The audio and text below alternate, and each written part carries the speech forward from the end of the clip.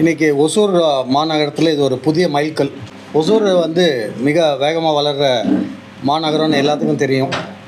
அதுக்கு ஈடு கொடுக்குற மாதிரி மருத்துவத்துறையும் வளரணுன்றது தான் எங்களுடைய ஆசை. இதில் வந்து இப்போ ரீசெண்டாக இருக்கக்கூடிய டெக்னாலஜியை வந்து இங்கே இருக்கிற மக்களுக்கு சேர்க்கணுன்றது தான் எங்களுடைய விருப்பம். அதனுடைய புதிய ஒரு அங்கமாக ரோபோட்டிக் சர்ஜரி. ரோபோட்டிக் சர்ஜரின்றது வந்து பெரிய பெரிய நகரங்களில் இருக்கக்கூடிய ஒரு ஃபெசிலிட்டி. அதனால் என்ன ஒரு அட்வான்டேஜ் அப்படின்னு பார்த்தீங்கன்னா, மெயினாக வயிறு சம்மந்தப்பட்டது, கழுத்து சம்மந்தப்பட்டது, நுரையீரல் சம்மந்தப்பட்டது எல்லாம் அதில் ஆப்ரேஷன் பண்ண முடியும். இதனுடைய அட்வான்டேஜ் ஒரு டாக்டர் தான் பண்ணுவாங்க.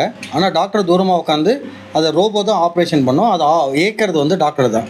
இதில் ஒரு அட்வான்டேஜ் என்னென்னா, நம்மளுக்கு வந்து 2 கை தான் இருக்குது. ஒரு சர்ஜன் ஆப்ரேஷன் பண்ணாலும் 2 கை தான். அது வந்து அதனுடைய ரொட்டேஷன் வந்து பார்த்திங்கன்னா ஒரு 270 டிகிரி தான் இருக்கும்.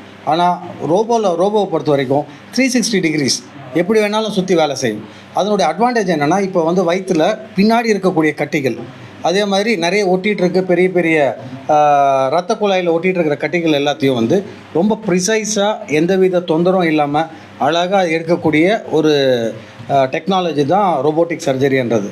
இதனுடைய அட்வான்டேஜ் என்னன்னு பார்த்தீங்கன்னா, பேஷண்ட்டுக்கு வந்து ரொம்ப கம்ஃபர்டபுளாக இருக்கும். ஒன்று, ரெண்டாவது வந்து பெரிய வலி இருக்காது.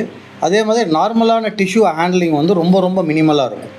ரொம்ப கம்மியாக இருக்கிறதுனால பேஷண்ட்டுக்கு ஆப்ரேஷன் பண்ணதுக்கான வரக்கூடிய பாதிப்பு வந்து ரொம்ப ரொம்ப குறைவு. இது வந்து கிட்டத்தட்ட ஒரு 25 வருஷத்துக்கு முன்னாடி இது இன்ட்ரோடியூஸ் பண்ணாங்க அமெரிக்காவில். இப்போ வந்து அது நம்மளை வந்து அடைஞ்சிருக்கு. இன்றைக்கி ஒசூரில் வந்து அதை நாங்கள் ஆரம்பிச்சிருக்கோம். நிறைய பேருக்கு வந்து எதிர்கழிக்கிறதுன்றது வந்து ஒரு காமன் கேஸ்ட்ரிக் ப்ராப்ளம் அப்படின்னு சொல்கிறோம். அந்த கேஸ்ட்ரைட்டிஸ் எதனால் வருது என்ன அப்படின்னு கண்டுபிடிக்கிறதுக்கான ஒரு பிரத்யோக இன்ஸ்ட்ருமெண்ட் தான் மேனோமெட்ரி, 24 hours மேனோமெட்ரி, pH மேனோமெட்ரின்னு சொல்கிறது. இந்தளவுக்கு வந்து பாதிப்பு இருக்குது அப்படின்னு சொல்லிட்டு அனலைஸ் பண்ணுறதுக்கான ஒரு மிஷின் தான். அதை பேஸ் பண்ணி வந்து நம்ம ஆப்ரேஷன் பண்ணோமா இல்லை மருந்து மாத்திரையில் சரி பண்ணோமான்றது வந்து நம்ம கண்டுபிடிக்க முடியும் ஈஸியாக. கிருஷ்ணகிரி தருமபுரி மாவட்டத்திலே இதுதான் முதலாக ஆரம்பிச்சிருக்கிற யூனிட்.